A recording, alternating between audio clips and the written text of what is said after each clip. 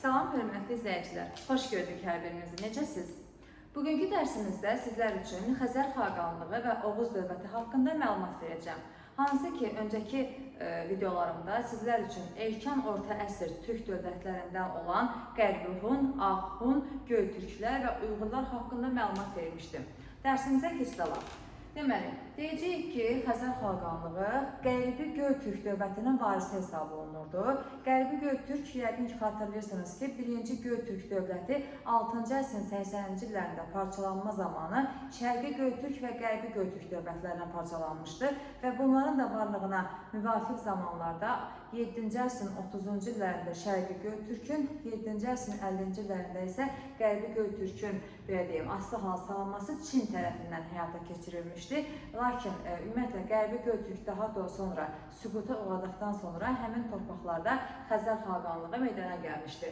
Xəzər xaqanlığının meydana gəlməsində Xəzərlər, Barsillər, Sabir tayfaları iştirak etmişdilər. Onlar hələ xalqların böyük köçü adlanan prosesdən də bir xeyli öncə Qafqaz ərazisində məskunlaşmışdılar. Xəzər xaqanlığı 7-ci əsrin ortalarında meydana gəlmişdi və meydana gəldikdən sonra bir sıra ərazilərə, hətta deyə bilərik ki, Böyük Bulqar dövləti zəifləyən zaman onun ərazisinə yürüş etmiş, onu işğal etmiş və öz ərazilərini genişləndirməyə nail olmuşdular. Xəzər xaqanlığının paytaxtı müəyyən dövrlərdə Bələncər şəhəri, daha sonra Səməndər, daha sonra isə müəyyən dövrlərdə İdil şəhəri olmuşdur. Və onlar deməli Sasanilərlə bir sıra uğurlu mübarizələr aparmışdılar və Sasanilərin digər ərazilərə yürüşlərini qarşısına almağa nail olmuşdular. Xəzər xaqanlığı eyni zamanda vurğulamaq istəyirəm ki, onlar ərəblərin Şərqi Avropaya yürüşünün qarşısını almağa bacardılar. Necə ki, Azərbaycan tarixi dərslərində mən sizin üçün izah etmişdim ki, 7-ci, 8-ci əsrlər dönəmində Ərəb-Xəzər müharibələri baş verdi. Hansı ki, xatırlayırsınızsa əgər, bu müharibələrin gedişində Bələncər döyüşləri, Savalan döyüşü, Hilat döyüşü falan baş vermişdi. Bu müharibələrin sonunda düzdür, Xəzər xaqanlığı məğlub olsa da belə, lakin biz deyəcəyik ki, Xəzər xaqanlığı ərəblərin Şərqi Avropa istiqamətində irəliləməsinin qarşısını almağa bacarmışdı. Eyni zamanda Xəzər xaqanlığı özündən şimalda yaşayan digər tayfaların da xilafət üzərinə, yəni ərəblər üzərinə yürüşünün qarşısını almağa bacarmışdı. Xəzər xaqanlığında olan hökmdarlar Aşina nəslinə mənsub idilər. Yəni biz bunu Aşina nəslinin Göytürk dövlətini keçən zamanda öyrənmişdik ki, buradakı hökmdarlar Aşina nəslinin nümayəndələri idi. Və dövlətin başında Xaqan adlanan hökmdar dururdu.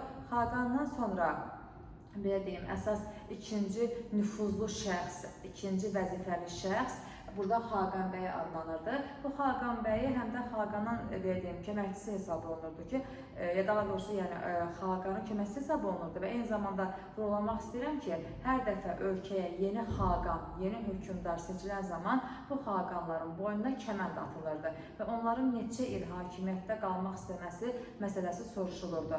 Əgər ki, hökmdar bu müddətdən artıq hakimiyyətdə qalmaq istəyərdilərsə, buna imkan vermirdilər, hökmdarı taxtdan salırdılar.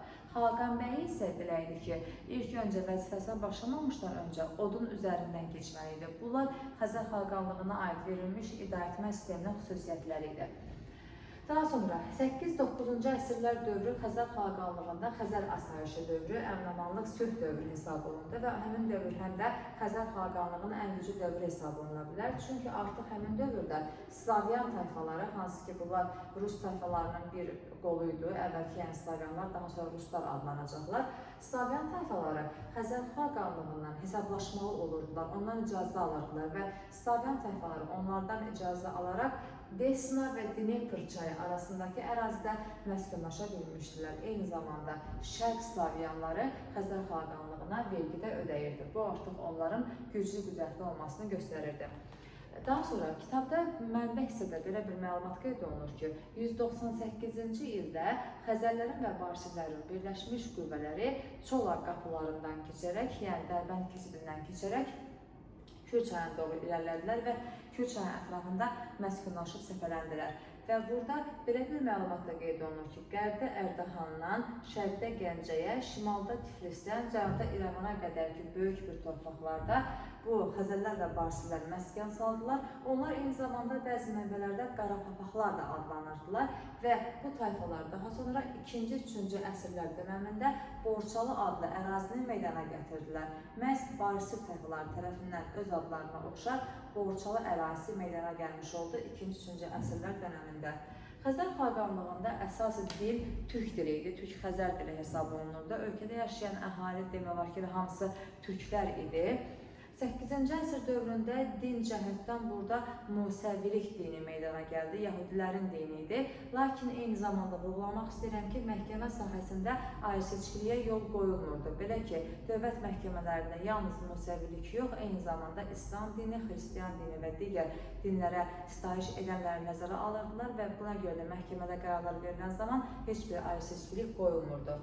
Orduya gəldikdə burada güclü ordu qurmağı bacarırdılar və Xəzər xaqanlığında ordunun güclənməsi üçün deməli onların verdiyi ordusunun güclü olmasının səbəbi ticarətdən gələn gəlirlər idi, daha sonra karvan yollarından əldə olunan gömrük haqqı idi, bir də ölkədə yığılan vergilərin hamısı, bütün bu gəlirlərin, qazancların hamısı orduya sərf edilirdi.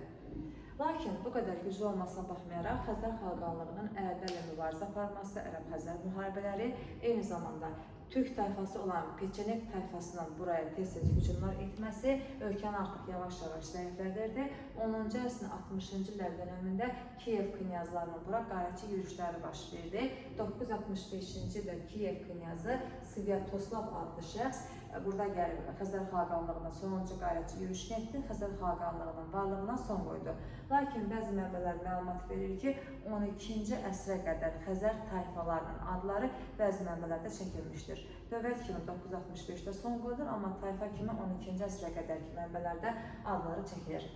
Xəzər xaqanlığı haqqında bu qədər. İndi Oğuz dövləti haqqında danışmaq istəyirəm. Qısa dərslərdir və çox sadədir. Oğuz dövləti haqqında deyəcək ki, Oğuzlar haqqında ilk məlumatlar Orxon Yenisey abidələrindən əldə olundu. Oğuzlarda deməli Oğuz sözü boy, qəbilə, tayfa mənasını bildirən ox sözündən götürülmüşdü ki, ox sözünün cəm şəkilçilə işlənmiş forması Oğuz sözü kimi adlanırdı. Bəzi ərəb mənbələrində Oğuz sözünü Quz deyə adlandırırlar, lakin Slavyan Rus mənbələrində isə onlara Türk deyirdilər.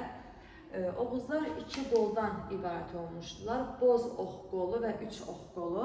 Bu hər iki qolda 24 boydan ibarət idi.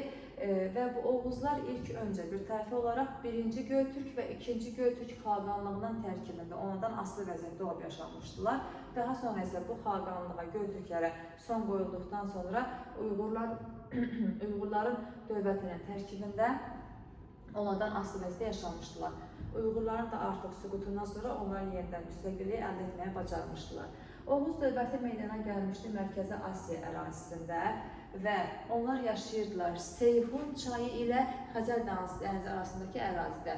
950-ci ildə yeni bir dövlət yaratdılar. Oğuz dövləti, dövlətin paytaxtı Yeni Kənd şəhəri idi. Dövlətdə hökmdar Yabqu titulunu daşıyırdı, Yabqu adlanırdı və dövlətdə ikinci şəxs ordu başçısı, yəni subaşı adlanırdı ki, ordu başçısı ikinci şəxs hesab olunurdu. Hökmdarın köməkçisi Gülərgin idi, Gülərgin adlanırdı. Bir də burada divan var idi ki, hökmdarın yanında məşvərətçi orqan kimi fəaliyyət göstərirdi, yəni məsləhət verirdi, məsləhətçi orqan kimi işləyirdi. Din cəhətdən deyəcək ki, Oğuzlar əvvəlcə Göy Tanrıya sitayiş edirdilər, lakin daha sonra Ərəb-Xəzər müharibələrindən sonra Xəzər xaqanlığı məğlub olmuş və Xəzər xaqanı İslam dinini qəbul etməyə məcbur olmuşdu. Daha doğrusu burada bir fikrim artıq etdi Xəzər xaqanlığına üzr sayın. Orada Göy Tanrıya sitayiş edirdilər Oğuzlar. Fikrim etdi artıq Xəzər xaqanlığına bir anlıq. Deməli, Oğuzlar Göy Tanrıya sitayiş edirdilər, lakin İslam dininə sitayiş edirdilər. 10-cu əsr dönəmində deməli, İslam dininə sitayiş var. Artıq burada İslam dini yayılmağa başlaması var. Biraz öncə vurguladığım məqam yanlışlıqla söylədim ki, Xəzər xaqanlığı məsələsi. Əslində o düzgündür. Xəzər xaqanlığında İslam dininin yayılması məsələsi Xəzər-Ərəb müharibələrindən sonradır. Sadəcə o məsələ Xəzər xaqanlığına aiddir, onu üzrü sayarsınız. Daha sonra Burada Oğuz dövlətini artıq 950-ci ildə yaratmışdıq, amma uzun müddət davam edəməyəcək. Yalnız 50 il müddətində mövcud olacaq. Belə ki, feodal mübarizələri, çəkişmələrin olması və buraya digər tayfaların yürüşləri ölkəni zəiflədirdi.